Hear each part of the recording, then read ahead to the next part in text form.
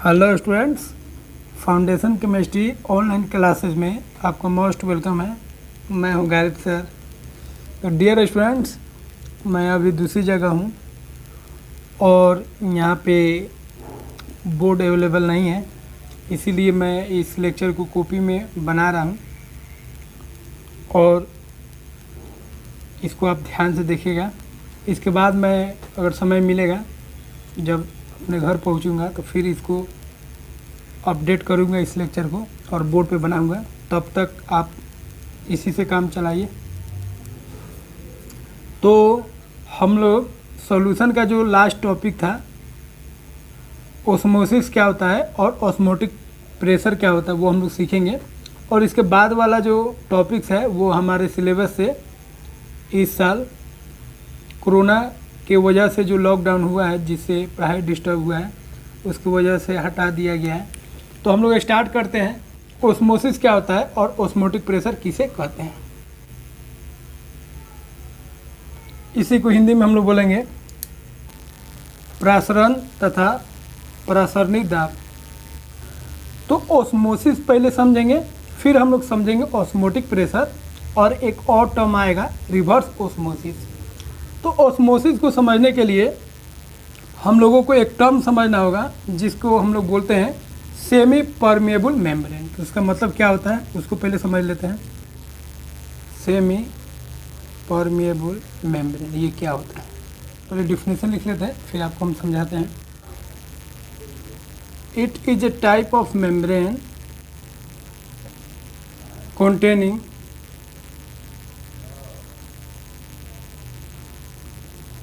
network of small pores in it. From these pores only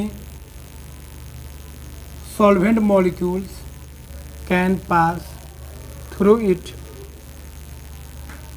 but solute molecules cannot passes through it.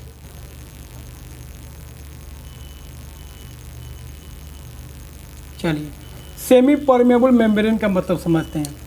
तो semi permeable membrane जो है एक special type का membrane होता है। Membrane का मतलब होता है झिल्ली, एक लेयर। जैसे हमारे बॉडी के ऊपर जो स्किन होता है वो एक तरह का मेम्ब्रेन है, या आप जो एक देखें, अंडा देखें, अंडा के ऊपर जो लेयर होता है वो भी एक तरह का क्या होता है, मेम्ब्रेन होता है। या आप चना देखें, चना के ऊपर जो लेयर है वो भी एक तरह का क्या है, मेम्ब्रेन है। तो एक लेयर जो होता है ऑर्गन के ऊपर या किसी बॉडी के ऊपर, उसी को हम लोग क्या बोलेंगे, मेम्ब्रेन। तो सेमी परमेबल मेम्ब्रेन क्या है, तो ये एक तरह का स्पेशल मेम्ब्रेन है जिसमें बहुत सारे छोटे छोटे पोर होते हैं। पोर का मतलब होता है छिद्र, होल। बहुत सारे पोर होते हैं छोटे छोटे, जिससे सॉल्वेंट मॉलिक्यूल्स जो है वो तो पास हो जाएगा, क्योंकि सॉल्वेंट मॉलिक्यूल्स जो होता है उसका साइज स्मॉल होता है, छोटा होता है, लेकिन उससे सॉलिड मॉलिक्यूल्स जो है पास नहीं कर पाएगा। तो फिर से सुन लीजिए, सेमी परमेबल मेम्ब्रेन ऐसा एक स्पेशल टाइप का मेम्ब्रेन होता है जिसमें छोटा छोटा होल होता है, पोर होता है, और उस पोर से, उस छिद्र से सॉल्वेंट मॉलिक्यूल्स जो है वो तो पास हो जाएंगे, क्योंकि सॉल्वेंट मॉलिक्यूल्स का जो साइज होता है छोटा होता है, लेकिन सॉलिड मॉलिक्यूल्स जो है उस पोर से, उस होल से नहीं पास कर सकते हैं, क्योंकि सॉलिड मॉलिक्यूल्स का जो साइज होता है बड़ा होता है। तो क्लियर है, सेमी परमेबल मेम्ब्रेन से छोटे मॉलिक्यूल्स तो पास कर जाएंगे सॉल्वेंट मॉलिक्यूल्स के, लेकिन बड़े मॉलिक्यूल्स जो है वो पास नहीं हो पाएंगे। इस कारण सॉलिड मॉलिक्यूल्स पास नहीं होंगे। तो ध्यान रखेंगे, सॉल्वेंट के जो मॉलिक्यूल्स होते हैं छोटे होते हैं, और सॉलिड मॉलिक्यूल्स जो होते हैं क्या होते हैं, बड़े होते हैं। जैसे अगर हम वाटर में अगर बात करेंगे तो वाटर सॉल्वेंट हो गया, और वाटर में अगर हम नमक को डिसॉल्व करेंगे NaCl को, NaCl क्या हो गया, सॉल्यूट हो गया। तो NaCl जो मॉलिक्यूल्स है वो क्या है, वो बड़ा होगा, और जो वाटर का मॉलिक्यूल्स है वो छोटा होगा। अगर हम वाटर में डिसॉल्व करेंगे शुगर को, तो शुगर का जो मॉलिक्यूल्स है बड़ा है, और वाटर का जो मॉलिक्यूल्स है वो छोटा है। तो वाटर तो पास हो जाएगा इससे, लेकिन जो शुगर है और जो सॉल्ट है ये सब सॉल्यूट जो है ये सब पास नहीं होगा। इसलिए ध्यान रखेंगे। तो सेमी परमेबल मेम्ब्रेन क्या होता है समझ में आ गया। अब उसी का यहाँ पे हिंदी लिख देते।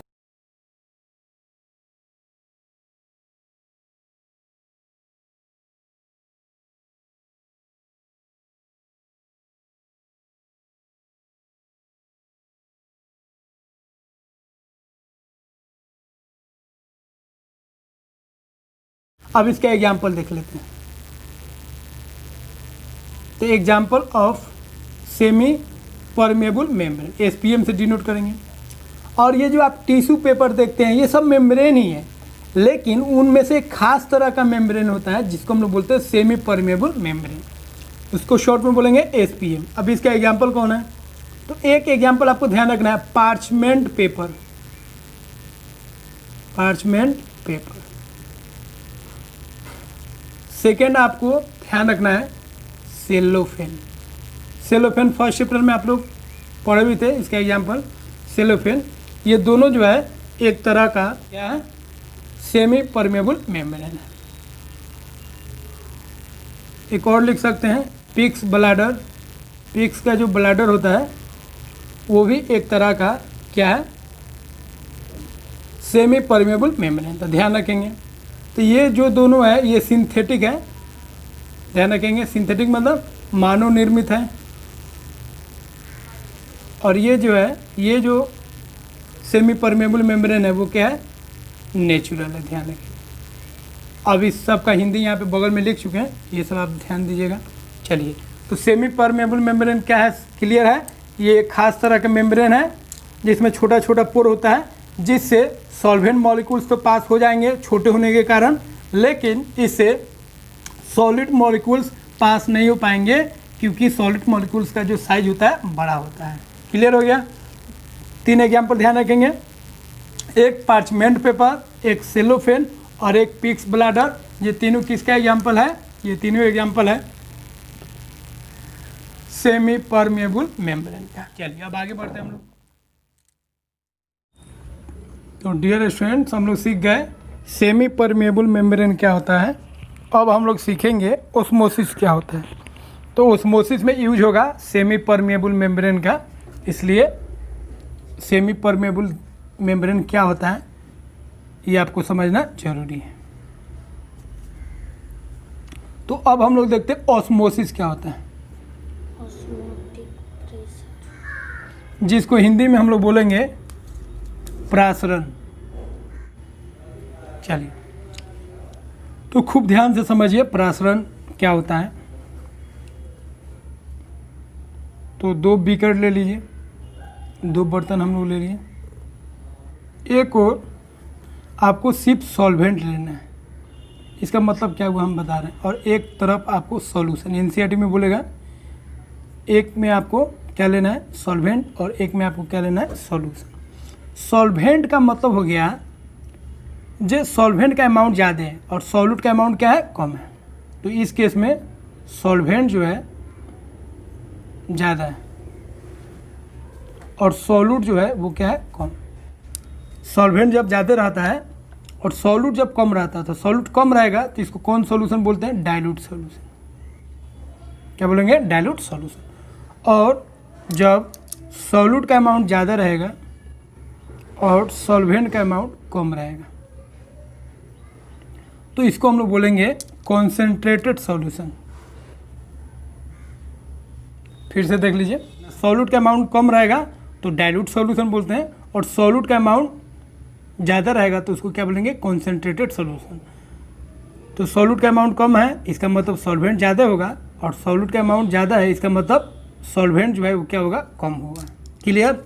चलिए, जैसे 100 ml पानी में आप 10 ग्राम शुगर को ऐड किए और 100 ml पानी में आप 30 ग्राम शुगर को ऐड किए, तो 100 ml पानी में अगर 30 ग्राम शुगर को ऐड किए हैं तो वो कॉन्सेंट्रेटेड सॉल्यूशन हो जाएगा क्योंकि उसमें सॉल्यूट ज़्यादा है। और 10 ग्राम अगर शुगर को आप 100 ml वाटर में डिज़ोल्व कीजिएगा तो वो क्या हो जाएगा, वो डाइल्यूट सॉल्यूशन हो जाएगा क्योंकि यहाँ पे सॉल्यूट का जो मात्रा है, अमाउंट है, वो क्या है, कम है। ठीक है, आपको ये ध्यान रखना है, डाइल्यूट सॉल्यूशन मतलब सॉल्यूट का मात्रा कम होगा और कॉन्सेंट्रेटेड सॉल्यूशन मतलब सॉल्यूट का मात्रा ज़्यादा होगा। और एनसीईआरटी बोलेगा डाइल्यूट सॉल्यूशन को बोलेगा क्या, सॉल्वेंट, और कॉन्सेंट्रेटेड सॉल्यूशन को एनसीईआरटी में क्या लिखेगा, सॉल्यूशन। क्लियर। चलिए अब इसको एक पाइप से जोड़ दीजिए और इसमें आपको एक मेम्ब्रेन लगा देना है। कौन मेम्ब्रेन, सेमी परमेबल मेम्ब्रेन। चलिए हो गया, सेमी परमेबल मेम्ब्रेन हम लगा दिए। अब होगा क्या, यहाँ पे ध्यान दीजिए, यहाँ पे सॉल्वेंट ज़्यादा है और यहाँ पे क्या है, सॉल्वेंट कम है। तो हम पहले आपको बता चुके हैं इस मेम्ब्रेन से क्या होगा, डाइल्यूट सॉल्यूशन का जो सॉल्वेंट मॉलिक्यूल्स है वो कॉन्सेंट्रेटेड सॉल्यूशन के तरफ जाने लगेगा, क्योंकि डाइल्यूट सॉल्यूशन के साइड में सॉल्वेंट का मात्रा क्या है, ज़्यादा है, और कॉन्सेंट्रेटेड सॉल्यूशन में क्या है, सॉल्वेंट का मात्रा कम है। तो हम लोग जानते हैं जी, अगर हम दो बीकर को ऐड करेंगे, जोड़ेंगे एक पाइप द्वारा, तो जिधर ज़्यादा होगा वो चीज़ कम की ओर जाने लगेगा, है कि नहीं। मान लीजिए आप दो बकेट लिए, बाल्टी लिए, एक में ज़्यादा पानी है और एक में कम पानी है, और आप उसको पाइप से जोड़ दीजिएगा तो ज़्यादा पानी जो है वो कम की तरह फ्लो करने लगेगा, बहने लगेगा। तो यहाँ पे भी वही काम हो रहा है। एक ऐसा सॉल्यूशन लिए डाइल्यूट सॉल्यूशन और एक लिए कॉन्सेंट्रेटेड सॉल्यूशन। डाइल्यूट सॉल्यूशन में सॉल्वेंट का मात्रा ज़्यादा है और कॉन्सेंट्रेटेड सॉल्यूशन में सॉल्वेंट का मात्रा कम है। तो ये सॉल्वेंट जो है ज़्यादा है, इसलिए ये डाइल्यूट सॉल्यूशन से क्या होगा, कॉन्सेंट्रेटेड सॉल्यूशन की तरफ ये बहने लगेगा, फ्लो करने लगेगा, और ये अपने आप फ्लो होगा क्योंकि यहाँ पे सॉल्वेंट ज़्यादा है और यहाँ पे सॉल्वेंट क्या है, कम है। और इसी प्रोसेस को हम लोग बोलते हैं, क्या बोलते हैं, ऑस्मोसिस। क्लियर। तो ध्यान रखेंगे यहाँ पे सिर्फ सॉल्वेंट मॉलिक्यूल्स ही पास करेगा उस मेम्ब्रेन से, क्योंकि सॉलिड मॉलिक्यूल्स पास नहीं करेगा, क्योंकि सॉलिड मॉलिक्यूल्स का साइज जो होता है बड़ा होता है और सॉल्वेंट मॉलिक्यूल्स का साइज क्या होता है, छोटा होता है। इसका हम ध्यान रखेंगे। अब यही सॉल्वेंट मॉलिक्यूल्स जो है डाइल्यूट सॉल्यूशन से कॉन्सेंट्रेटेड सॉल्यूशन बह रहा है, फ्लो कर रहा है, इसी को हम लोग बोलते हैं ऑस्मोसिस। तो ऑस्मोसिस का डिफिनेशन लिख सकते हैं हम लोग। अब इसी का डिफिनेशन लिख देते हैं, द स्पॉन्टेनियस। स्पॉन्टेनियस का मतलब होता है अपने आप, ये जो फ्लो हो रहा है सॉल्वेंट मॉलिक्यूल्स का अपने आप हो रहा है। आप देख भी सकते हैं, दो बाल्टी को अगर जोड़ देंगे एक पाइप द्वारा, है कि नहीं, और एक में पानी ज़्यादा होगा और एक में पानी कम होगा, तो पानी जो है जिसमें ज़्यादा है बकेट में, उससे पानी बहने लगेगा जिस बाल्टी में कम पानी है, और ये अपने आप होगा, इसीलिए इसको क्या बोलेंगे, स्पॉन्टेनियस। तो यहाँ पे भी जो फ्लो हो रहा है सॉल्वेंट मॉलिक्यूल्स का अपने आप होगा, इसीलिए इसको बोलेंगे spontaneous. The spontaneous flow of solvent molecules from a dilute solution to a concentrated solution through SPM। SPM मतलब semi permeable membrane is called as osmosis। चलिए इसके हिंदी लिख देते हैं, फिर आपको समझाते हैं। विलायक के अणुओं का अर्ध पारगमय, तो सेमी परमेबल मेम्ब्रेन को हम लोग क्या बोलते हैं, अर्ध पारगमय से होकर तनु विलयन से सांद्र विलयन की ओर स्वतः मतलब अपने आप, स्वतः प्रवाह को प्रासरण कहते हैं। The spontaneous flow of solvent molecules from a dilute solution to concentrated solution through SPM is called osmosis. अगर सॉल्वेंट मॉलिक्यूल्स डाइल्यूट सॉल्यूशन से कॉन्सेंट्रेटेड सॉल्यूशन में सेमी परमेबल मेम्ब्रेन द्वारा अपने आप फ्लो कर रहा है, अपने आप बह रहा है, तो उस प्रोसेस को, उस प्रक्रिया को हम लोग क्या बोलते हैं, ऑस्मोसिस। ध्यान रखेंगे, ऑस्मोसिस का मतलब क्लियर हो गया। सॉल्वेंट मॉलिक्यूल्स का स्पॉन्टेनियस मतलब स्वतः प्रवाह करना डाइल्यूट सॉल्यूशन से कॉन्सेंट्रेटेड सॉल्यूशन, उसी को हम लोग क्या बोलेंगे, ऑस्मोसिस। डाइल्यूट सॉल्यूशन में ध्यान रखेंगे सॉल्यूट का मात्रा कम होगा, सॉल्वेंट का मात्रा ज़्यादा होगा, और कॉन्सेंट्रेटेड सॉल्यूशन में सॉल्यूट का मात्रा ज़्यादा होगा और सॉल्वेंट का मात्रा कम होगा। तो सॉल्वेंट ज़्यादा है इसमें, तो यहाँ से कम की ओर जा रहा है, और ये जब तक जाता रहेगा जब तक दोनों का जो सॉल्वेंट का मात्रा है बराबर नहीं हो जाएगा, और एक समय आएगा जो ये प्रोसेस रुक जाएगा, और वो स्टेज को हम लोग क्या बोलेंगे, इक्विलिब्रियम। तो इक्विलिब्रियम पे क्या होगा, सॉल्वेंट मॉलिक्यूल्स डाइल्यूट सॉल्यूशन से जितना कॉन्सेंट्रेटेड में जाएगा उतना ही कॉन्सेंट्रेटेड से फिर वापस डाइल्यूट सॉल्यूशन में आ जाएगा। उस स्टेज को हम लोग क्या बोलेंगे, इक्विलिब्रियम स्टेज। चलिए, तो ऑस्मोसिस क्या है हम लोग समझ गए। अब इसको कॉपी कीजिए, फिर हम लोग आगे बढ़ते हैं। तो डियर स्टूडेंट्स, ऑस्मोसिस क्या है हम लोग समझ गए। अब हम लोग समझेंगे ऑस्मोटिक प्रेशर क्या होता है, और ध्यान रखेंगे ऑस्मोसिस जो है वो एक कोलिगेटिव प्रॉपर्टीज नहीं है। ऑस्मोसिस एक प्रोसेस है जिसमें सॉल्वेंट मॉलिक्यूल्स डाइल्यूट सॉल्यूशन से कॉन्सेंट्रेटेड सॉल्यूशन की ओर जाते हैं। एक सेमी परमेबल मेम्ब्रेन द्वारा उस प्रोसेस को क्या बोलते हैं, ऑस्मोसिस। तो ऑस्मोसिस एक प्रक्रिया हो गया। चलिए, अब एक हम लोग टर्म सीखेंगे ऑस्मोटिक प्रेशर, और ये जो है एक तरह का कोलिगेटिव प्रॉपर्टीज है, ध्यान रखेंगे। ये क्या है, एक कोलिगेटिव प्रॉपर्टीज है, फोर्थ नंबर। 3 कोलिगेटिव प्रॉपर्टीज हम लोग ऑलरेडी पढ़ चुके हैं, ये 4th कोलिगेटिव प्रॉपर्टीज है। और ऑस्मोटिक प्रेशर को हिंदी में हम लोग क्या बोलते हैं, प्रासरणी दाब। और ध्यान रखेंगे एनसीईआरटी में प्रासरणी न बोल के वो प्रासरण दाब भी बोलता है, तो दोनों सेम ही है। चलिए, ऑस्मोटिक प्रेशर को हम लोग समझते हैं। तो ऑस्मोसिस हो रहा है, तो ऑस्मोसिस का मतलब आप समझ गए, सॉल्वेंट से सॉल्वेंट निकल के कहाँ जा रहा है, सॉल्यूशन की ओर। सॉल्यूशन मतलब सॉल्यूट का अमाउंट क्या है, कम है, और सॉल्वेंट का अमाउंट ज़्यादा है, और ये कॉन्सेंट्रेटेड सॉल्यूशन है। इसका मतलब सॉल्यूट का अमाउंट यहाँ पे क्या है, ज़्यादा है, और सॉल्वेंट का अमाउंट क्या है, कम है। क्लियर। चलिए, तो सॉल्वेंट ज़्यादा है तो कम की ओर जाएगा, और ये किसके द्वारा जाता है, एक मेम्ब्रेन होता है, सेमी परमेबल मेम्ब्रेन। यहाँ पे SPM हो गया। चलिए, अब ये फ्लो कर रहा है, ऑस्मोसिस हो रहा है। ऑस्मोसिस का मतलब हो गया क्लियर, सॉल्वेंट मॉलिक्यूल्स का फ्लो करना अपने आप, उसी को क्या बोल रहे हैं, ऑस्मोसिस।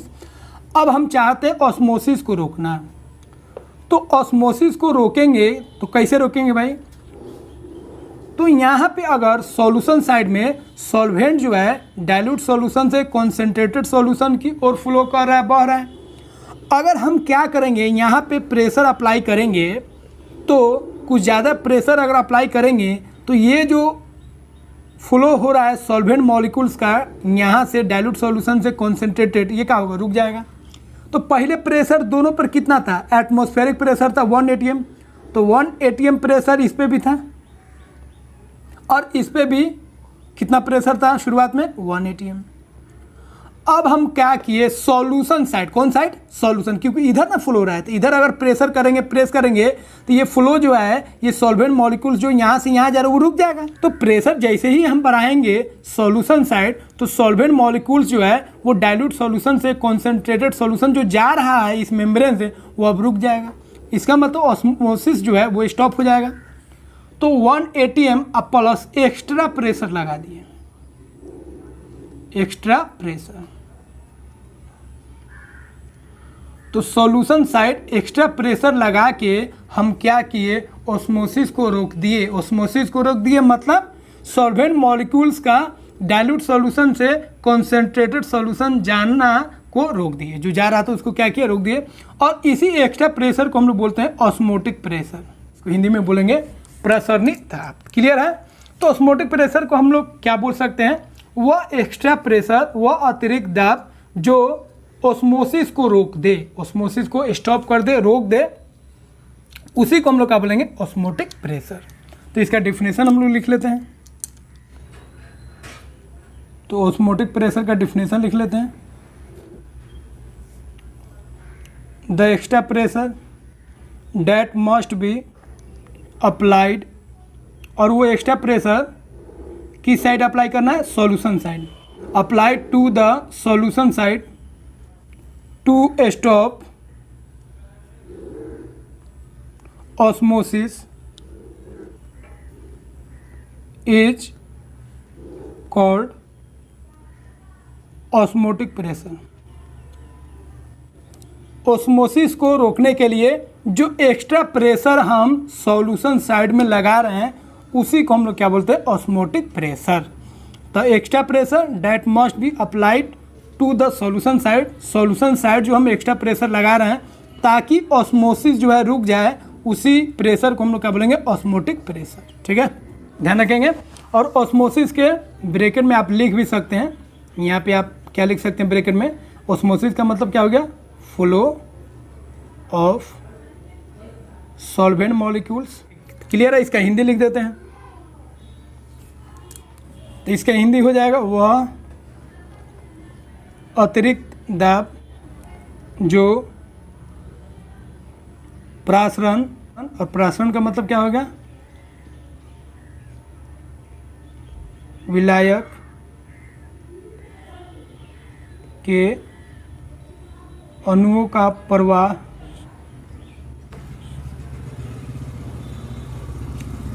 तो वह अतिरिक्त दाब जो प्रासरण मतलब विलायक के अणुओं का प्रवाह को रोकने के लिए विलयन पर लगाया जाता है, उसे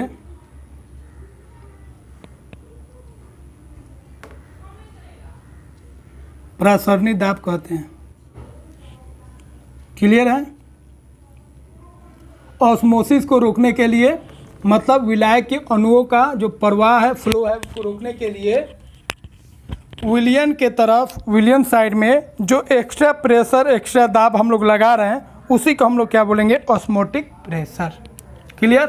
अब ऑस्मोटिक प्रेशर एक तरह का कोलिगेटिव प्रॉपर्टीज है, और कोलिगेटिव प्रॉपर्टी जो है सॉल्यूट के नेचर पे डिपेंड नहीं होते हैं, सॉल्यूट के अमाउंट पे डिपेंड होते हैं। उसी तरह ऑस्मोटिक प्रेशर भी है, वो भी एक तरह का कोलिगेटिव प्रॉपर्टीज है, और वो भी सॉल्यूट के अमाउंट पे डिपेंड करेगा। इसका हम लोग ध्यान रखेंगे, तो उसी को हम नोट में लिख देते हैं।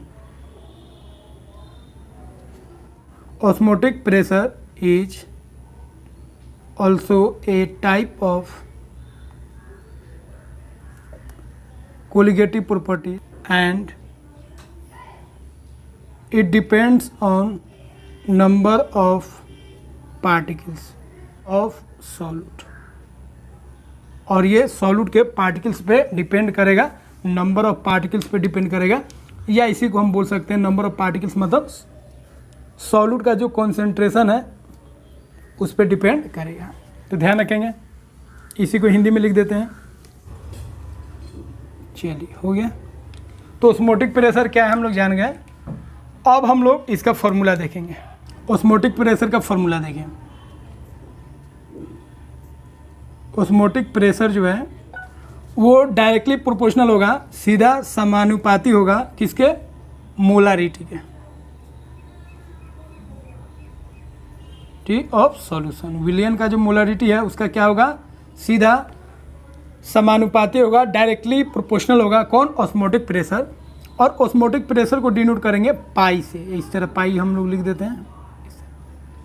और यहाँ पे प्रोपोर्शनलिटी हटाएंगे तो एक कांस्टेंट आएगा आर टी, दो कांस्टेंट आएगा, तो ध्यान रखेंगे। तो ऑस्मोटिक प्रेशर का फॉर्मूला हो जाएगा सी आर टी, ध्यान रखेंगे, ये मेन फॉर्मूला है सी आर टी।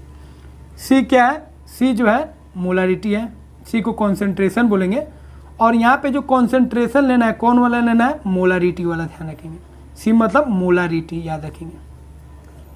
और आर जो होता है कांस्टेंट होता है, जिसको हम लोग क्या बोलते हैं, गैस कांस्टेंट। और टी जो होता है टेम्परेचर मतलब दाब। और गैस कांस्टेंट का हिंदी क्या होता है, गैस स्थिरांक। अब इसका फॉर्मूला देखिए, तो आप ऑस्मोटिक प्रेशर इक्वल टू लिख सकते हैं। अब मोलारिटी का फॉर्मूला आप जानते हैं, मोल्स ऑफ सॉल्यूट का मोल। तो सॉल्यूट का मोल को कैसे लिखेंगे आपको बता चुके हैं। सॉल्यूट को क्या बोलते हैं, बी, या उसको 2 बोल सकते हैं।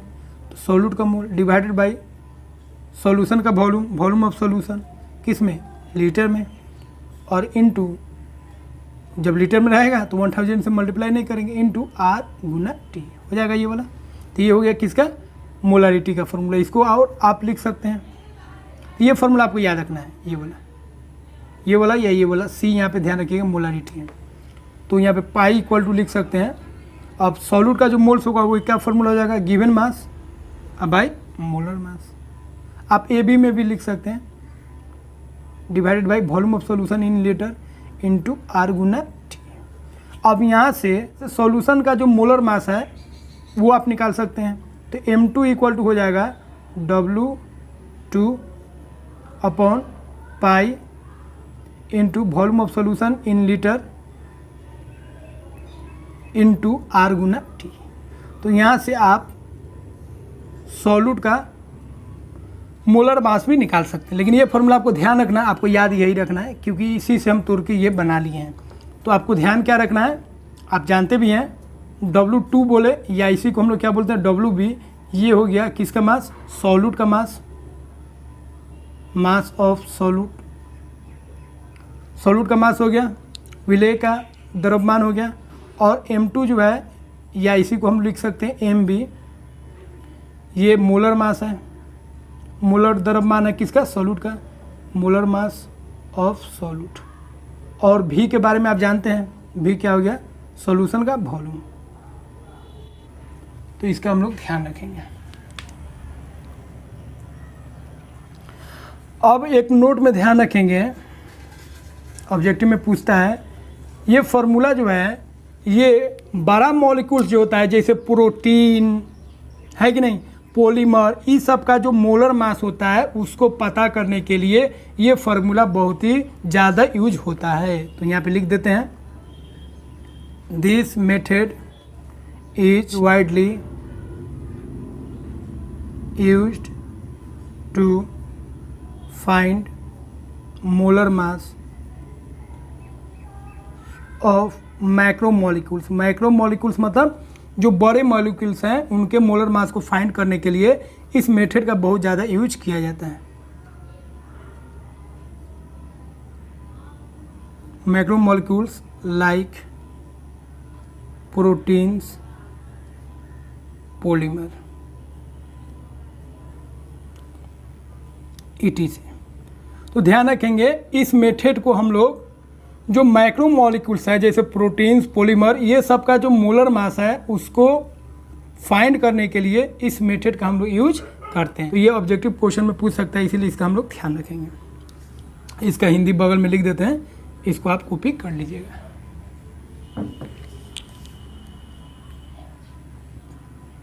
तो डियर स्टूडेंट्स, आप R का वैल्यू याद रखिएगा। R का 2 वैल्यू याद रखना है।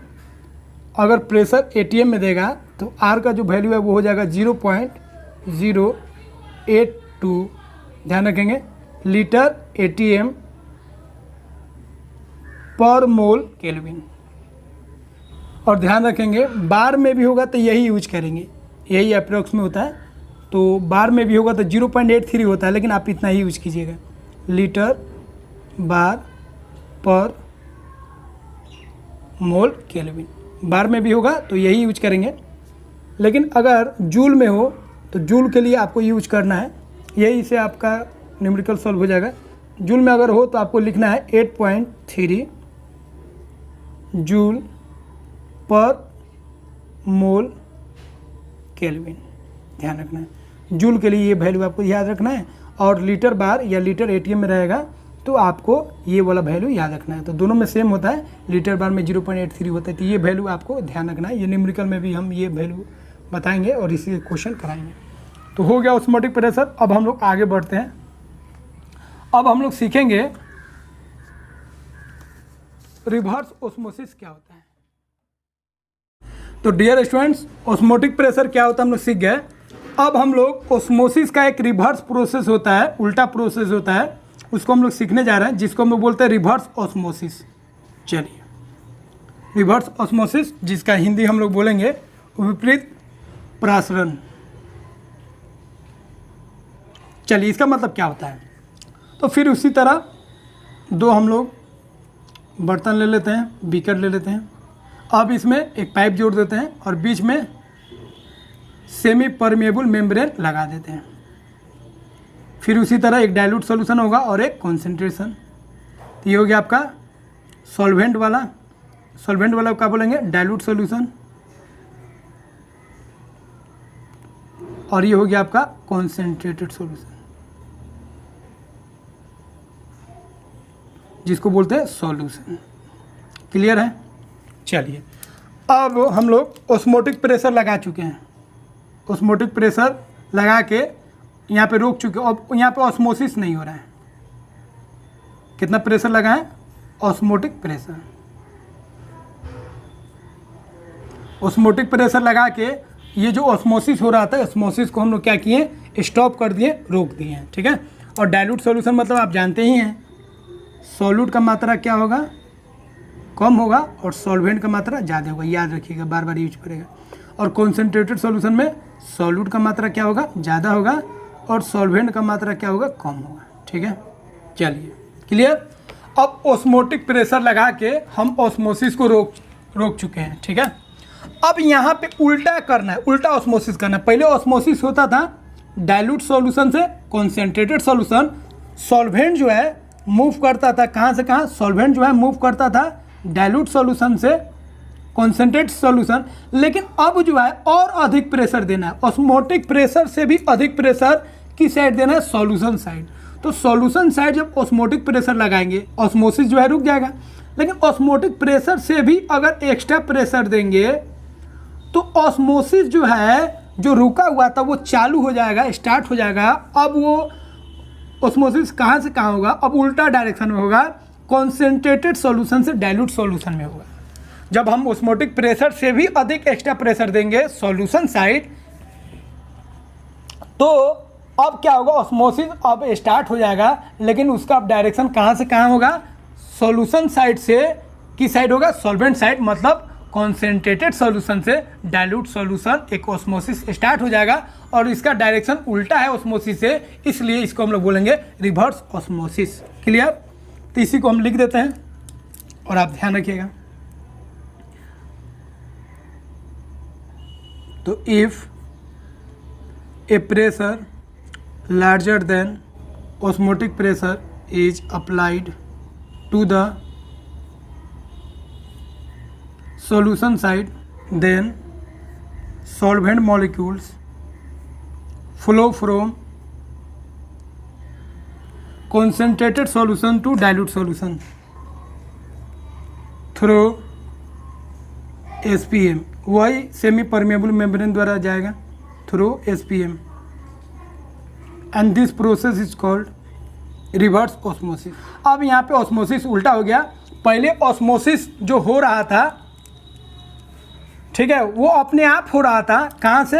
डाइल्यूट सॉल्यूशन से कॉन्सेंट्रेटेड सॉल्यूशन, क्योंकि डाइल्यूट सॉल्यूशन में सॉल्वेंट ज़्यादा था और कॉन्सेंट्रेटेड सॉल्यूशन में सॉल्वेंट क्या था? कम था। क्लियर है? अब ध्यान में रखिएगा, ये तो अपने आप हो रहा था क्योंकि इधर सॉल्वेंट ज़्यादा था और इधर सॉल्वेंट कम था। अब आप खुद सोचिए, एक बकेट में, एक बाल्टी में कम पानी है और एक बकेट में ज़्यादा पानी है, तो पाइप को अगर आप जोड़ते हैं तो ज़्यादा से कम की ओर अपने आप पानी बहेगा। लेकिन अगर आप चाहते हैं जो बाल्टी में कम पानी है, हमको उस बाल्टी में भेजना है जिसमें ज़्यादा पानी है, उसके लिए आपको प्रेशर अप्लाई करना पड़ेगा, जैसे मोटर काम करता है। अगर आपको टैंक से अगर पानी लाना है नल में तो वो अपने आप आ जाता है।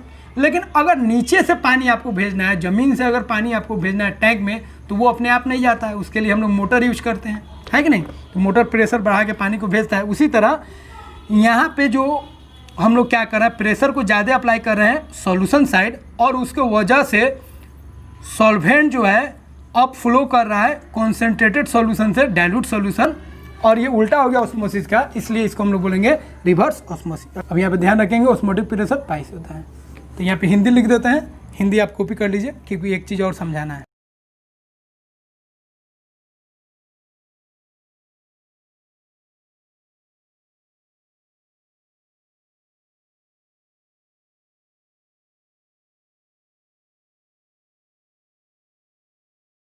अब इसका एक चीज़ और ध्यान रखेंगे, इसका एप्लीकेशन ध्यान रखेंगे। एक एप्लीकेशन है इसका, application of reverse osmosis. Reverse osmosis का हम लोग यूज करते हैं पानी को साफ करने में। कौन पानी को? सी वाटर को। सी वाटर में नमक होता है और उस नमक को हटा के पानी को सिर्फ निकालना, उसको हम लोग किस मेथड से करते हैं? Reverse osmosis. तो इसमें सी वाटर है, चलिए, और ये आपका खाली है, और ये एक मेम्ब्रेन है, वही मेम्ब्रेन सेमी परमेबल मेम्ब्रेन। और ये सेमी परमेबल मेम्ब्रेन जो है वो कौन यूज करेंगे? Cellulose acetate. सेलुलोज एसीटेट जो है यह एक तरह का क्या है? सेमी परमेबल मेम्ब्रेन है। तो ये सी वाटर को ही क्या बोलते हैं? Saline water. सी वाटर में क्या होगा भाई? नमक होगा और पानी होगा, और नमक और पानी का जो सॉल्यूशन होता है उसको हम लोग क्या बोलते हैं? Saline water. सेलाइन मतलब याद रखिएगा, सेलाइन वाटर मतलब सॉल्ट प्लस वाटर। क्लियर? चलिए, सॉल्ट मतलब समझते हैं नमक, जिसको हिंदी में लवण भी बोलते हैं। अब यहाँ पे क्या होगा? प्रेशर हाई करेंगे, यहाँ पे एक प्रेशर लगा देंगे और यहाँ पे क्या करेंगे? प्रेशर को हाई कर देंगे। यहाँ पे हाई प्रेशर, अधिक प्रेशर लगाएंगे, pressure than osmotic pressure. Osmotic pressure से अधिक देंगे तो होगा क्या? यहाँ से यहाँ जो है मूव करेगा, कौन मूव करेगा? वाटर। वाटर मूव करने लगेगा, वाटर फ्लो होगा इस डायरेक्शन में, और यहाँ से नमक इसमें रह जाएगा और इसमें क्या आ जाएगा? Pure water. इसमें क्या जमा होने लगेगा? Pure water. प्योर वाटर यहाँ पे जमा होने लगेगा। यहाँ पे प्रेशर अप्लाई करेंगे तो सी वाटर यहाँ पे है, तो यहाँ पे नमक इसी में रह जाएगा, पानी इस मेम्ब्रेन से इधर आ जाएगा, और यहाँ पे हम क्या करेंगे? एक पाइप लगा देंगे और इसको हम लोग एक बर्तन में यहाँ पे जमा कर देंगे। तो यहाँ पे प्योर वाटर आपका जमा हो गया, प्योर वाटर। तो इस तरीके से हम लोग शुद्ध कर लिए पानी को। तो सी वाटर को इस तरह हम लोग शुद्धिकरण कर सकते हैं। तो इसी को यहाँ पे लिख देते हैं, it is used in purification. Purification मतलब शुद्धिकरण, purification of fresh water from sea water. तो सी वाटर का इस तरीके से हम लोग प्यूरिफिकेशन करते हैं, और इस मेथड को हम लोग क्या बोलते हैं? Reverse osmosis. सी वाटर मतलब सेलाइन वाटर, ध्यान रखेंगे। तो इस तरीके से सेलाइन वाटर मतलब सी वाटर का हम लोग प्यूरिफिकेशन कर लिए। इसी को हिंदी में लिख देते हैं, इसे नमकीन जल से शुद्ध जल में शुद्धिकरण करने में उपयोग करते हैं। चलिए, क्लियर है? तो रिवर्स ऑस्मोसिस जो है ऑस्मोसिस का उल्टा हो गया। तो ऑस्मोसिस में क्या होता है? ऑस्मोसिस में solvent molecules semi permeable membrane द्वारा डाइल्यूट सॉल्यूशन से कॉन्सेंट्रेटेड सॉल्यूशन में फ्लो करता है, और रिवर्स ऑस्मोसिस में सॉल्यूशन साइड एक्स्ट्रा प्रेशर लगाने पर सॉल्वेंट मॉलिक्यूल जो है कॉन्सेंट्रेटेड सॉल्यूशन से डाइल्यूट सॉल्यूशन की ओर फ्लो करने लगता है सेमी परमेबल मेम्ब्रेन द्वारा। उसी को हम लोग क्या बोलते हैं? Reverse osmosis. क्लियर है? अब हम लोग आगे बढ़ते हैं, और सॉल्यूशन जो है ऑस्मोटिक प्रेशर के आधार पर कितना तरह का होता है। चलिए, कॉपी कीजिए। तो डियर स्टूडेंट्स, रिवर्स ऑस्मोसिस क्या होता है हम लोग समझ गए। अब हम लोग सीखेंगे सॉल्यूशन जो है ऑस्मोटिक प्रेशर के आधार पे तीन तरह का होता है। एक होता है आइसोटोनिक सॉल्यूशन, और एक होता है हाइपोटोनिक सॉल्यूशन, और एक होता है हाइपोटोनिक सॉल्यूशन। तो नाम से ही जाहिर है, आइसो मतलब होता है सेम, और हाइपर मतलब होता है ज़्यादा, और हाइपो मतलब होता है कम। इसका हिंदी लिख चुके हैं। ऐसा दो सॉल्यूशन जिसका ऑस्मोटिक प्रेशर सेम हो उसको हम लोग क्या बोलेंगे, आइसोटोनिक सॉल्यूशन। तो दो सॉल्यूशन का अगर ऑस्मोटिक प्रेशर सेम होगा तो इस केस में ऑस्मोसिस जो है, सॉल्वेंट मॉलिक्यूल्स जो पास कर रहा था वो अब पास नहीं करेगा। एक बोलेंगे हाइपोटोनिक सॉल्यूशन, ऐसा सॉल्यूशन जिसमें एक सॉल्यूशन का जो है ऑस्मोटिक प्रेशर दूसरे सॉल्यूशन के तुलना में ज़्यादा है तो उसको बोलेंगे हाइपोटोनिक सॉल्यूशन, तो इसमें ऑस्मोसिस जो है होगा। और एक बोलेंगे हाइपोटोनिक सॉल्यूशन, ऐसा दो सॉल्यूशन जिसमें एक सॉल्यूशन का ऑस्मोटिक प्रेशर दूसरे सॉल्यूशन की तुलना में कम हो तो उसको बोलेंगे हाइपोटोनिक सॉल्यूशन। हाइपोटोनिक सॉल्यूशन या हाइपोटोनिक में ऑस्मोसिस होगा लेकिन आइसोटोनिक में ऑस्मोसिस नहीं होगा, उसका हिंदी लिख चुके हैं। चलिए अब एग्जाम्पल से आप समझिए आइसोटोनिक, हाइपोटोनिक और हाइपोटोनिक में क्या फ़र्क होता है। तो आप क्या कीजिए, एक सॉल्यूशन ले लीजिए, सेलाइन सॉल्यूशन लेना है। सेलाइन मतलब क्या होता है, नमक, आप जानते हैं। और सेलाइन सॉल्यूशन कितना लेना है, 0.9% वेट बाय वॉल्यूम। इसका मतलब हो गया जो 100 ml पानी ले लीजिए और उसमें 0.9 ग्राम अगर आप डिसॉल्व कर देते हैं नमक को तो सॉल्यूशन को क्या बोलेंगे, सेलाइन सॉल्यूशन। तो सेलाइन सॉल्यूशन हो गया। सेलाइन मतलब क्या होता है, सॉल्ट, ध्यान रखेंगे, NaCl को बोलते हैं सेलाइन। चलिए ये सॉल्यूशन है। अब इस सॉल्यूशन में एक सेल को डाल देते हैं, ये मान लीजिए ये ब्लड सेल है। क्या है, ब्लड सेल। तीनों केस में आपको हम फर्क समझाते हैं। फिर यहाँ पे एक सॉल्यूशन लिए, वही सॉल्यूशन, फिर यहाँ पे भी ब्लड सेल है, या कोई भी सेल आप ले सकते हैं, या आप चना ले सकते हैं, है कि नहीं। चना के केस में भी इसी तरह का होगा।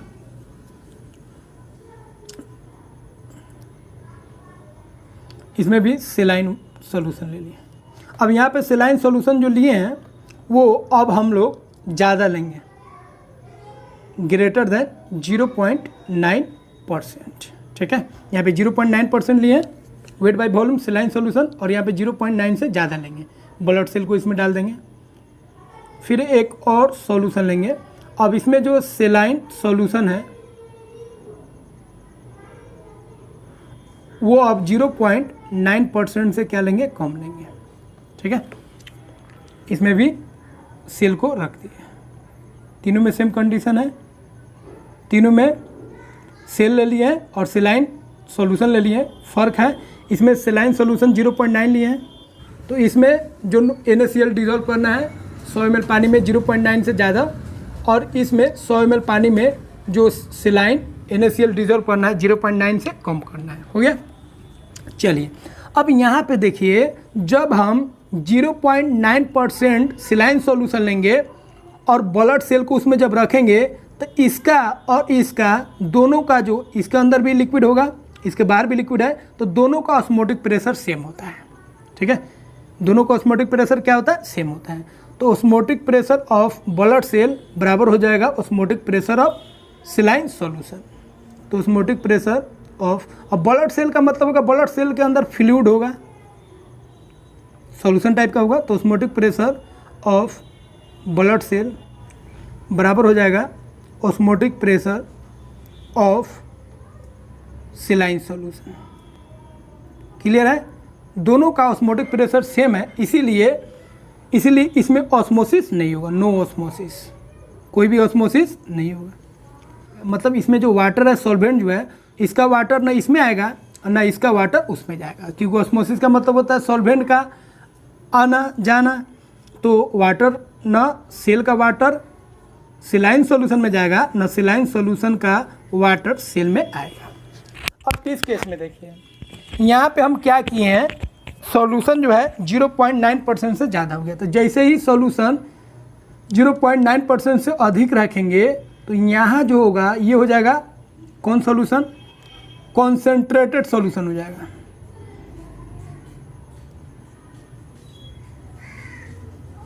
और ये जो होगा ये कौन सॉल्यूशन हो जाएगा, डाइल्यूट सॉल्यूशन। तो ध्यान रखेंगे, जैसे ही आप सेलाइन सॉल्यूशन 0.9% से अधिक रखेंगे तो सेलाइन सॉल्यूशन जो है कॉन्सेंट्रेटेड हो गया। यहाँ पे सॉल्यूट का अमाउंट क्या है, ज़्यादा हो गया। देखिए यहाँ पे सॉल्यूट जो है 0.9 से ज़्यादा लिए हैं तो यहाँ पे ज़्यादा हो गया। और सेल का जो है उसका कॉन्सेंट्रेशन कम हो गया, तो उसको बोलेंगे डाइल्यूट सॉल्यूशन और इसको बोलेंगे कॉन्सेंट्रेटेड। तो अब यहाँ का ऑस्मोटिक प्रेशर अलग है और यहाँ का ऑस्मोटिक प्रेशर अलग है, तो osmotic pressure of blood cell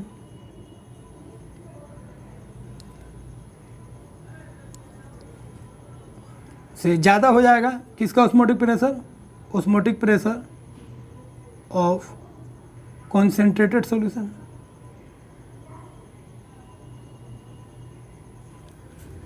ठीक है, तो हम लोग जानते हैं जितना ज़्यादा कॉन्सेंट्रेशन रहेगा, सॉल्यूट का पार्टिकल्स रहेगा, उतना ज़्यादा उसका ऑस्मोटिक प्रेशर होगा। तो यहाँ का ऑस्मोटिक प्रेशर क्या हो गया? बढ़ गया।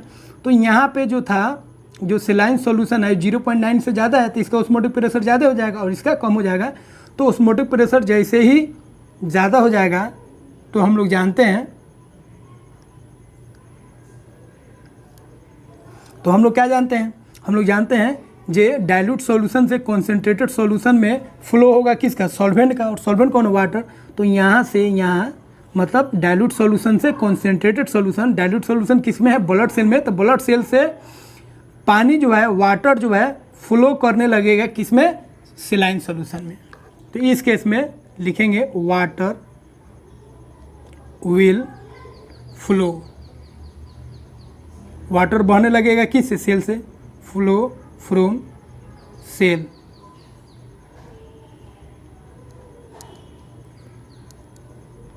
Due to osmosis. यहाँ पे ऑस्मोसिस होगा और ऑस्मोसिस के कारण ये सेल जो है पानी छोड़ने लगेगा, सेल का पानी निकलने लगेगा, क्योंकि सेल का जो ऑस्मोटिक प्रेशर है कम है और सॉल्यूशन का जो ऑस्मोटिक प्रेशर है ज़्यादा है। तो सेल का ऑस्मोटिक प्रेशर कम है तो डाइल्यूट सॉल्यूशन हो जाएगा, और जिसका ऑस्मोटिक प्रेशर ज़्यादा होगा वो कॉन्सेंट्रेटेड होगा। तो डाइल्यूट से कॉन्सेंट्रेटेड हम लोग जानते हैं ऑस्मोसिस होने लगेगा। और इस केस में जैसे ही सेल से पानी निकलेगा तो सेल जो है श्रिंक कर जाएगा। श्रिंक मतलब सिकुड़ना, श्रिंक कर जाएगा। और इस केस को हम लोग बोलते हैं प्लाज्मोलाइसिस। इस बीमारी को, इस प्रोसेस को हम लोग क्या बोलेंगे? प्लाज्मोलाइसिस। प्लाज्मोलाइसिस का मतलब हो गया सेल में से फ्लूइड का निकल जाना, पानी का निकल जाना। चलिए इस केस में देखिए, यहाँ पे आप देखिएगा तो यहाँ पे जो सॉल्यूशन है 0.9% से कम है, तो इसका मतलब ये जो हो गया, अब ये डाइल्यूट सॉल्यूशन हो गया। कौन सॉल्यूशन? Dilute solution. कॉन्सेंट्रेशन कम है तो डाइल्यूट सॉल्यूशन। और सेल का जो कॉन्सेंट्रेशन है इसके तुलना में ज़्यादा है, तो इसको हम लोग क्या बोलेंगे? Concentrated solution. क्लियर है? तो यहाँ पे क्या है? Osmotic pressure of blood cell जो है, ब्लड सेल का जो ऑस्मोटिक प्रेशर है वो ज़्यादा हो जाएगा osmotic pressure of concentrated solution. Clear? Concentrated solution से ऑस्मोटिक प्रेशर इसका ज़्यादा है, मतलब इसका ज़्यादा कॉन्सेंट्रेशन है और इसका कम कॉन्सेंट्रेशन है। तो ये हो गया डाइल्यूट सॉल्यूशन और ये हो जाएगा कॉन्सेंट्रेटेड सॉल्यूशन। तो हम लोग जानते हैं कि फिर सॉल्वेंट मॉलिक्यूल्स कहाँ से कहाँ जाता है? डाइल्यूट से कॉन्सेंट्रेटेड जाता है। तो यहाँ से पानी जो है अंदर जाने लगेगा, मतलब वाटर केम इनसाइड, वाटर अंदर आ जाएगा द सेल। सेल के अंदर आ जाएगा कौन? पानी। ये जो सॉल्यूशन था उसका जो पानी है, वाटर जो है, वो सेल के अंदर हो जाएगा। और इस केस में सेल जो है वो क्या हो जाएगा? स्वेल हो जाएगा। स्वेल मतलब फूल जाएगा, फूल जाएगा। और इस प्रोसेस को हम लोग बोलते हैं इडीमा। क्या बोलते हैं? इडीमा। और जब सेल सिकुड़ जाएगा, श्रिंक कर जाएगा, मतलब सिकुड़ना, तो इस प्रोसेस को क्या बोलेंगे? प्लाज्मोलाइसिस। और इस केस में ब्लड सेल का और सेलाइन सॉल्यूशन का दोनों का ऑस्मोटिक प्रेशर सेम है, समान है, इसलिए इसमें ऑस्मोसिस नहीं होगा। और इस केस में सेल ना ही सिकुड़ेगा और ना ही सेल जो है फूलेगा। सेल ना ही इसमें श्रिंक करेगा और ना ही क्या होगा? फूलेगा। इसीलिए आप देखे होंगे जो हम लोग हॉस्पिटल में जब जाते हैं, कोई बीमार होता है, तो ज़्यादातर इंजेक्शन जो है उसको सेलाइन में दिया जाता है, सेलाइन वाटर दिया जाता है। उसका मतलब होता है यही, सेलाइन वाटर का मतलब हो गया 100 ml अगर आप वाटर लेते हैं तो उसमें आपको डिज़ोल्व करना पड़ेगा कितना परसेंट आपको रखना पड़ेगा NaCl 0.9। तो 0.9 ग्राम उसमें मिक्स कर देंगे तो सलाइन सोल्यूशन हो गया। तो 0.9 ही आपको देना है, जो इंजेक्शन जो दिया जाता है या जो सलाइन सोल्यूशन आपको दिया जा रहा है उसका परसेंटेज इतना रहता है। इससे अगर ज़्यादा दिया जाएगा या इससे अगर कम दिया जाएगा तो पेशेंट का जो सेल है सिकुड़ भी सकता है और फूल भी सकता है, जिसकी वजह से पेशेंट का डेथ हो सकता है। इसीलिए हॉस्पिटल में जो सलाइन सोल्यूशन होता है उसका कंसंट्रेशन कितना होता है 0.9%। ध्यान रखेंगे, वो सेफ है, वो उसको आप इंजेक्ट कर सकते हैं पेशेंट के अंदर, लेकिन उससे अगर कम या ज़्यादा रखिएगा 0.9 से तो पेशेंट का डेथ हो सकता है, क्योंकि उस केस में सेल जो है ज़्यादा रखिएगा तो फूल जाएगा, स्वेल कर जाएगा, और कम रखिएगा तो क्या होगा, सिकुड़ जाएगा। तो दोनों केस खतरनाक होता है। तो जिसमें सिकुड़ जाएगा उसको प्लाज्मोलाइसिस बोलते हैं और जिसमें कम हो जाएगा उसको क्या बोलते हैं, एडीमा। इसका हम लोग ध्यान रखेंगे। चलिए, हो गया। तो डियर स्टूडेंट, फिर हम लोग अगले लेक्चर में मिलेंगे, न्यूमेरिकल क्वेश्चन करेंगे ऑस्मोटिक प्रेशर के आधार पे। तो इसको ध्यान रखिएगा, एग्जामिनेशन में पूछता है। और आइसोटोनिक सॉल्यूशन में ध्यान रखिएगा, इस पर न्यूमेरिकल क्वेश्चन भी बनेगा।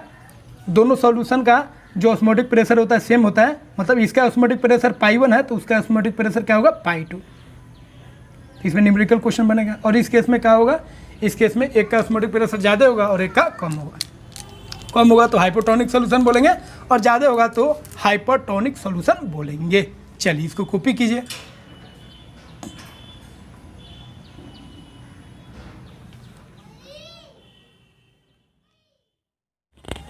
डियर स्टूडेंट्स, अब हम लोग न्यूमेरिकल क्वेश्चन करेंगे जो ऑस्मोटिक प्रेशर पे आधारित होगा। तो ऑस्मोटिक प्रेशर पे टोटल जो क्वेश्चन है 5 क्वेश्चन है, एग्जाम्पल को जोड़ के। 5 में 2 क्वेश्चन हम लोग नहीं करेंगे क्योंकि उसमें अगला जो टॉपिक्स है उसका कॉन्सेप्ट यूज होगा, वो हम लोग अभी नहीं पढ़े हैं और वो इस साल के सिलेबस में है भी नहीं। चलिए, तो क्वेश्चन नंबर 1 हम लोग करते हैं। एक सॉल्यूशन है जिसमें प्रोटीन मिक्स हुआ है, प्रोटीन का मास गिवन है और सॉल्यूशन का जो वॉल्यूम है गिवन है 200 सेंटीमीटर क्यूब। अब उस सॉल्यूशन का ऑस्मोटिक प्रेशर गिवन है और टेम्परेचर भी गिवन है और प्रोटीन का जो है मोलर मास निकालना है। तो हम लोग लिख सकते हैं, लिख दीजिए जो गिवन है। पहले मोल्स निकाल दीजिए, मोल्स ऑफ प्रोटीन।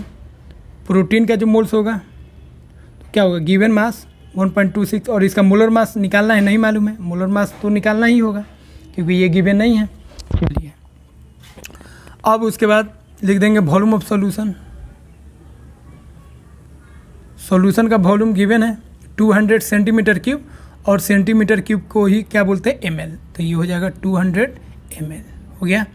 चलिए, ऑस्मोटिक प्रेशर सॉल्यूशन का गिवन है 2.57 इंटू 10⁻³ बार और आर का वैल्यू ये बार में है, इसीलिए आर का वैल्यू बार में पुट करेंगे, कितना हो जाएगा 0.083, ठीक है, लीटर बार पर मोल केल्विन। हो गया, सब आ गया। चलिए, टेम्परेचर लिख दीजिए, टेम्परेचर कितना है 300 केल्विन। नाउ फार्मूला लगा दीजिए, की फार्मूला आप जानते हो, osmotic pressure equal to CRT। चलिए, सी हम लोग जानते हैं, moles of solute upon volume of solution 200 into 1000 क्योंकि ये ml में है वॉल्यूम, इंटू आर का वैल्यू पुट कीजिए 0.083 इंटू टी का वैल्यू पुट कीजिए तो टी कितना हो जाएगा 300 केल्विन। चलिए, आ गया ऑस्मोटिक प्रेशर। अब पाई का भी वैल्यू पुट कर दीजिए, पाई का वैल्यू कितना हो जाएगा 2.57 इंटू 10⁻³ हो गया। अब एम का वैल्यू निकालना है, तो M equal to 1.26 into 1000 into 83 upon कर दीजिए 1000 इंटू 300 अपॉन 200, ये वाला और ये वाला नीचे आ जाएगा 2.57 इंटू 10⁻³ चलिए, अब ये ऊपर जाएगा। चलिए, इसको काट देते हैं, इसको ऊपर भेज देते हैं 10⁻³ आराम से, क्योंकि ज़्यादा कैलकुलेशन है। चलिए, इस पॉइंट को हटाइए और इस पॉइंट को, दोनों ख़त्म हो गया। चलिए, अब ये 30 से ये 30 कट गया। चलिए, 20 से ये 20 कट गया। अब इसको थोड़ा सा एक बार और लिख दीजिए, 126 1000 इंटू 83 इंटू 3 नीचे हो गया 2 × 257। चलिए हो गया। अब देखिए एकदम आराम आराम से अप्रोक्स ले लेके काम कीजिएगा, आसानी से क्वेश्चन सॉल्व हो जाएगा।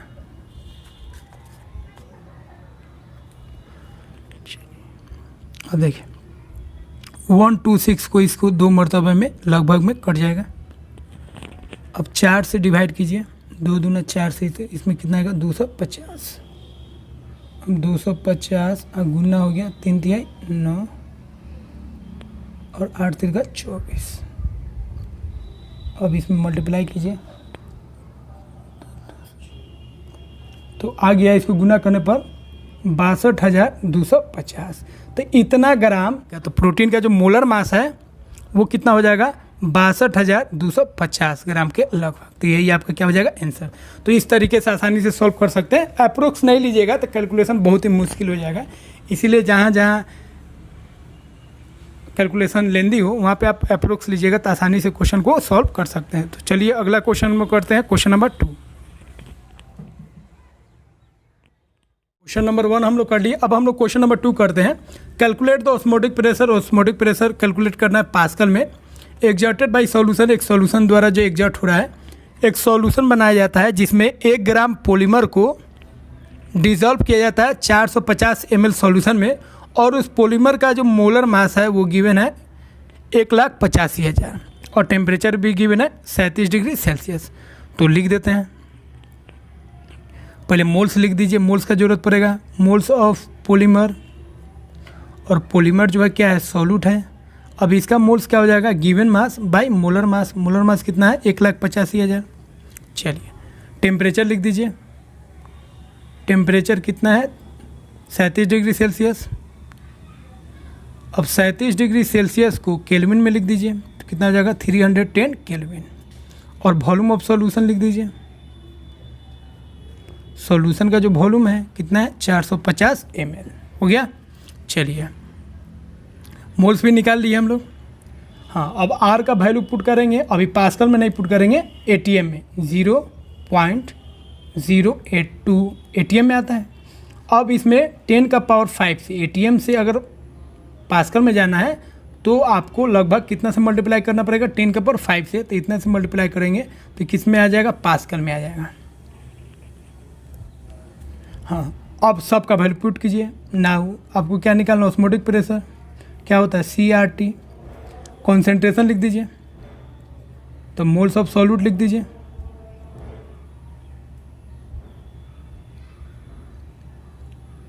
और डिवाइड करेंगे किससे वॉल्यूम ऑफ सॉल्यूशन 450 ml में है तो 1000 से क्या करेंगे मल्टीप्लाई इनटू टेम्परेचर 310 और आर का वैल्यू 0.082 इंटू 10 का पावर 5 हो गया। अब इसको सॉल्व कीजिए, तो 1,85,000 इंटू 450 ऊपर 1000 इंटू 310 82 लिख दीजिए और नीचे लिख दीजिए 1000 इंटू 10 का पावर 5। ये और ये कैंसिल हो गया, 0 से ये कैंसिल हो गया। चलिए 3 0 से इसमें करेंगे तो 10 का पावर कितना हो जाएगा 2। चलिए अब ऊपर आएगा 31 गुना 82 और गुना आएगा 100 और नीचे आएगा 185 गुना 45। अब 5 से डिवाइड कीजिए, चलिए 5 से डिवाइड करेंगे तो कितना आएगा 5 9 45, इसको 5 20, 5 से डिवाइड कीजिए 5 चौका 5 से इसमें करेंगे तो कितना आएगा 37। अब 31 और इसको गुना कीजिए, 4 दूना 8, 8 चौका 32 और नीचे गुना कीजिए 9 से 63, 9 तिरका 27 और 6 33। अब इतना आ गया बार में। अब ये लगभग सेम है, अब इसको कैंसिल करेंगे तो 1 लगभग आएगा। तो ऑस्मोटिक प्रेशर जो है सॉल्यूशन का कितना हो जाएगा 31 बार। तो 31 बार के लगभग आपका, सॉरी बार नहीं ना, ये पास्कल में हम चेंज किए तो पास्कल आ जाएगा। तो सॉल्यूशन का जो ऑस्मोटिक प्रेशर है कितना आ जाएगा 31 पास्कल अप्रोक्स में। चलिए हो गया। अब हम लोग क्वेश्चन नंबर 3 करते हैं। तो अब हम लोग क्वेश्चन नंबर 3 करते हैं। क्वेश्चन कह रहा है ये 300 केल्विन पे 36 ग्राम ग्लूकोज जो है प्रेजेंट है 1 लीटर सॉल्यूशन में, जिसका ऑस्मोटिक प्रेशर गिवन है 4.98 बार। अब उसी सॉल्यूशन का ऑस्मोटिक प्रेशर गिवन है कितना 1.52 बार, उतना ही टेम्परेचर पे, तो सॉल्यूशन का कितना कॉन्सेंट्रेशन होगा। चलिए तो लिख देते हैं ऑस्मोटिक प्रेशर कितना गिवन है आपको। ये तो ऑस्मोटिक प्रेशर ऊपर गिवन है, उससे हमको कोई मतलब नहीं है, क्योंकि नीचे वाला जो ऑस्मोटिक प्रेशर है वो काम में आएगा, क्योंकि वहाँ से आपको कॉन्सेंट्रेशन निकालना है। तो ऑस्मोटिक प्रेशर आप लिख दीजिए, ऑस्मोटिक प्रेशर कितना गिवन है 1.52, ठीक है।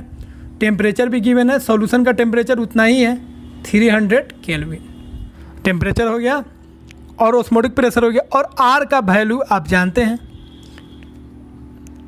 ऑस्मोटिक प्रेशर बार में दिया है, इसीलिए आर का वैल्यू बार में कितना होगा 0.083 हो गया। अब लिख दीजिए नाउ। अब हम लोग क्या जानते हैं, osmotic pressure equal to CRT। तो ऑस्मोटिक प्रेशर का वैल्यू मालूम है, C कितना होगा, कॉन्सेंट्रेशन नहीं मालूम है, R 0.083 इंटू T टेम्परेचर कितना हो गया 300 केल्विन। अब C इक्वल टू कितना हो जाएगा 1.52 अपॉन 0.083 इंटू 300। अब इस पॉइंट से हटाइएगा तो नीचे आएगा 100, इस पॉइंट को हटाइएगा तो ऊपर जाएगा 1000। अब इसको सॉल्व करना है। अब ये 30 से ये कैंसिल हो गया, अब ऊपर आ गया 152 और नीचे आ गया 83 इंटू 30 हो गया। अब देखिए यहाँ पे आप कैलकुलेशन अब कीजिएगा तो लेंदी हो जाएगा, तो आप अप्रोक्स लीजिए। चलिए अब इसको मान लेंगे हम 150 और 83 को 80 मान लीजिए इंटू 30, 0 से 0 कट गया, 3 से डिवाइड करेंगे तो कितना आएगा 5, तो कितना है 5/80। अब 0 को रहने दीजिए, 8 से 5 में डिवाइड कीजिएगा तो कितना आएगा 0.6 अपॉन 10, तो कितना आ गया 0.06। इतना कॉन्सेंट्रेशन आ गया। कॉन्सेंट्रेशन का यूनिट क्या हो जाएगा, मोल पर लीटर आ गया। तो कॉन्सेंट्रेशन फाइनली कितना आ गया 0.06 मोल पर लीटर। तो ये हो गया कॉन्सेंट्रेशन। कितना आसान क्वेश्चन है। तो डियर स्टूडेंट्स 3 क्वेश्चन थे, 3 क्वेश्चन हम करा दिए। फिर अब हम लोग अगले लेक्चर में मिलेंगे।